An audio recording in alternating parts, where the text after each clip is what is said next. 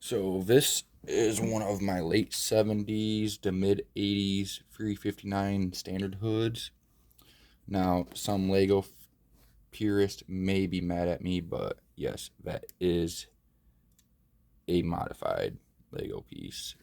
Just because there isn't a Lego piece to accurately catch the hoop step for this, what would be a forward right hand bulkhead door on the sleeper. A couple things I really like about this 359 is it has the orange painted frame. It's got the custom aftermarket visor, and it's got the white Peterbilt mud flaps, along with the steps turn signals, and then it has a very basic light bar on the back.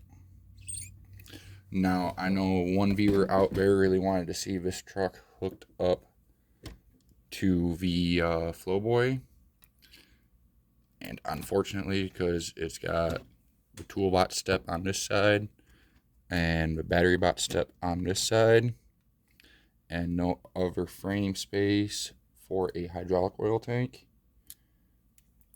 so it does not have a wet kit to pull the Flowboy. But if you would still like to see the Flowboy, that'll still be in the vote for next week's video. Another thing about the truck is it does have a DOT mandatory step on the left side for the deck plate. And now we'll get over to the trailer, which is a 48-foot 3/9 flatbed, functioning lift axle, loaded with steel coils that are all tarped up and everything. Now, some people that know the trucking industry will probably complain about my load placement.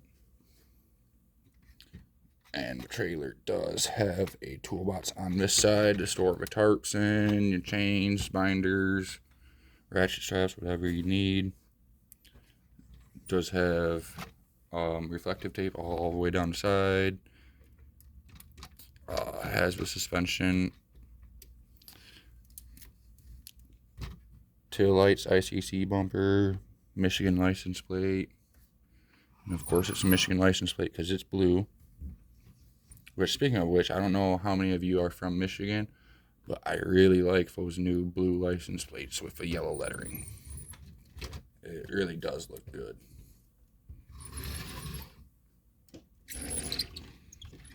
And here it is all hooked up. And if you notice, incorporated into the bulkhead here, I do have hookups for lines if I ever so decide to hook this up to one of my trucks that actually has air lines and electrical connections between the truck and trailer. You know, if I ever want to hook them up for like a show or anything, I can. But for letting kids play with them and just sitting at home on the shelves, I'm perfectly fine with not having the lines there. That's for when I start making sets and people collect the sets and actually just want to display them. Put them alongside their 125th models or whatever. But there she is. I would like to, and you'll probably hear me say this with a lot of my trucks, I would like to get all the pieces to make all of this, all the mirror brackets and mirrors light gray.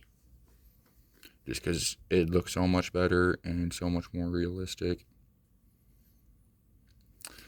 But yeah, that's pretty much it. Other than that awesome mimicked factory paint scheme. I believe the truck that inspired me to do this paint scheme was actually yellow with orange and red stripes, I believe.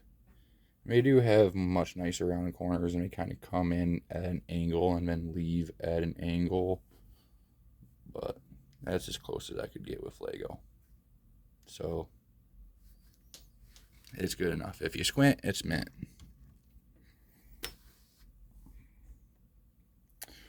don't forget to vote on the truck for next week's video.